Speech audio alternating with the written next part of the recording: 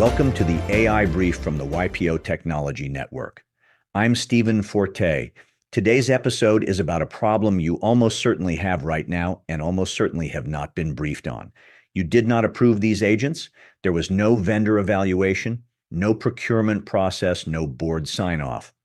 But they are running in your environment today, watching your work, embedded in your advisor's workflows, scanning your infrastructure for vulnerabilities. The question for Thursday is not whether to adopt AI agents. That decision has already been made for you. The question is whether you know what they are authorized to do. Tuesday, I told you the PC was becoming an agent host. Today, the agents have already moved in. Let's start with the one sitting inside your email right now. At Build 2026 on June 2nd, Build is Microsoft's annual developer conference. Microsoft launched Scout. Scout is an always-on personal AI agent built directly into Microsoft 365. This is not a chatbot you open. It is not a tool you invoke. Scout runs continuously in the background, watching the flow of work across Teams, Outlook, and your enterprise productivity workflows, and taking action on its own. It is rolling out now to enterprise customers in Microsoft's Frontier AI programs, with broader availability coming. Here is the distinction that matters. Scout is not Copilot. Copilot, Microsoft's existing AI assistant, is reactive. You ask it something, it responds. Scout is ambient. It observes, it learns your patterns, and it acts without being asked. Microsoft's own framing is that Scout watches the flow of work and takes action across the Microsoft 365 environment. That word ambient is the whole story. Reactive tools wait for permission in the moment. Ambient agents already have it. Now the part your IT team has not flagged because they may not yet know to. Scout was not a product your team requested. It arrived as part of a Microsoft 365 rollout, and the permissions it holds to read emails, monitor calendar patterns, draft responses, take actions in Teams are inherited from the Microsoft 365 permissions your organization already granted years ago. If you have not set explicit policy controls on Scout's scope, it is operating under broad permissions by default today. Let me name the three things I'd put in front of any CEO on this. First, the procurement gap. Scout was not bought. It was shipped. Every enterprise on Microsoft 365 is either in the rollout or approaching it. The normal enterprise process, evaluation, security review, policy definition, training, none of it happened for Scout. You have a new autonomous actor in your environment that no one signed a contract to bring in. Second, the permission inheritance problem. Scout operates under your existing Microsoft 365 permissions. If your organization has broad sharing settings, generous calendar access, or open Teams permissions, and most do because they accreted over a decade, Scout has all of those too.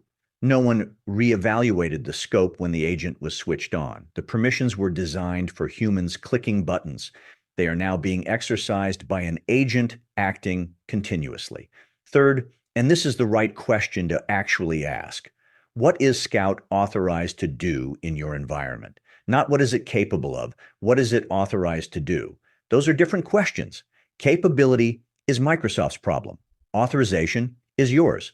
And if I were in your seat, I would assume my IT team cannot yet answer the second one because almost none can.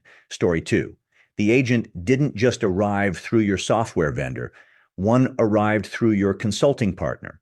On June 3rd, Accenture Ventures, the investment arm of the consulting giant Accenture, announced a strategic investment in AlphaSense, alongside a partnership to embed AlphaSense's capabilities directly into Accenture client engagements. AlphaSense is an AI market intelligence platform, and it just crossed $600 million in annual recurring revenue and raised $350 million at a $7.5 billion valuation. The customer base tells you exactly what this thing is. Over 7,000 enterprises rely on it, including 90% of the S&P 100, all of the world's top global investment banks, and 92% of the world's 50 largest pharmaceutical companies. These are not AI-curious firms running pilots in a corner. These are the most resource-intensive research operations on the planet, and AlphaSense already powers how they monitor markets, track competitors, and shape strategy. Here is why the Accenture deal changes the math. AlphaSense is no longer a tool your research team might happen to discover. It is about to become a standard component of enterprise AI transformation engagements, embedded into how Accenture builds workflows across financial services, life sciences, healthcare, and energy. So when your consulting partner delivers an AI-powered transformation and they are quietly using AlphaSense agents to do the competitive and market intelligence work underneath it, you have to ask, are your competitors getting the same briefings you are, or better ones? Three angles here. The infrastructure shift. AlphaSense is not a point tool anymore. At 600 million in ARR and 90% S&P 100 penetration, it is infrastructure. Accenture embedding it into delivery makes it a default, the way Salesforce became the default CRM, and nobody decided that on purpose. If you are not already using it, you are running competitive intelligence on a slower clock than your largest competitors. Not a worse tool, a slower clock, the agent angle. AlphaSense is not just search now. The partnership is explicitly about agentic workflows for market intelligence, agents that continuously monitor, synthesize, and surface competitive signals without a human typing a query. That is a different category from a research database. A database answers when asked, an agent tells you before you thought to ask, and the timing signal. Accenture investing in the same week that every major platform vendor is racing to embed agents into enterprise workflows is not a coincidence. Market intelligence is one of the last executive functions that has been slow to automate. My read is that window is closing fast, and the people closing it are not asking your permission. Story 3, and this is the one that should change your week if you operate physical infrastructure. Anthropic, the AI safety company behind the Claude models, expanded Project Glasswing. Glasswing is the controlled rollout of Mythos, Anthropic's cybersecurity AI model, and it has now reached over 150 organizations across more than 15 countries. The expansion pushed into sectors that were underrepresented at launch: power infrastructure, water systems, healthcare, communications, and hardware.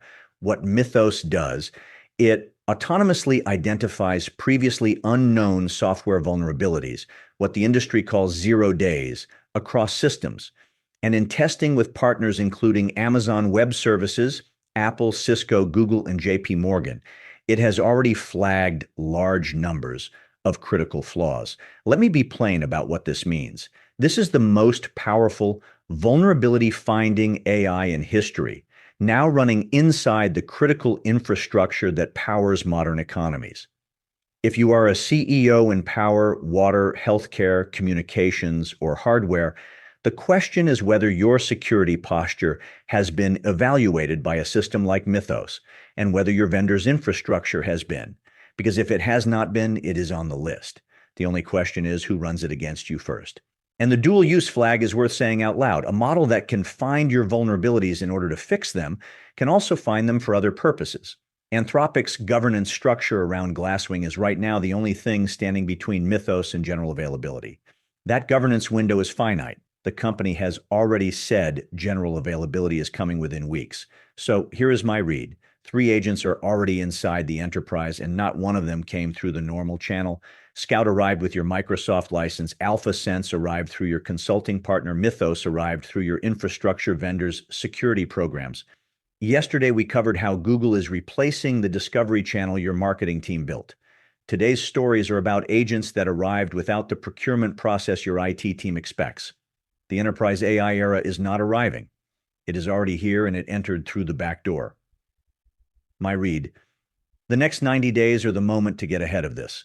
The companies that map their ambient AI exposure now, what agents are running, what permissions they hold, what data they can touch, will be the ones that govern it. The ones that wait will be doing incident response. Those are the 2 options on the table, and you are choosing between them whether you realize it or not.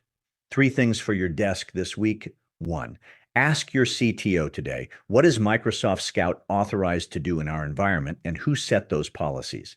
If the answer is a pause, you have your answer. 2, if AlphaSense is not in your competitive intelligence stack, find out whether your top 3 competitors are using it.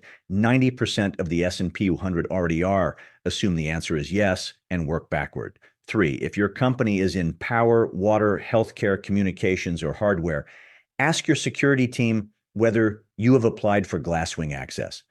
Mythos finding your vulnerabilities before someone else does is the best possible outcome you can buy right now. None of this requires a budget cycle. It requires 3 conversations. Have them before the agents have them for you. That is the YPO Tech Network AI Brief for Thursday, June 5th. I am Stephen Forte. If this was useful, send it to a fellow member. I will be back Friday with more. Until then, stay sharp. Till then.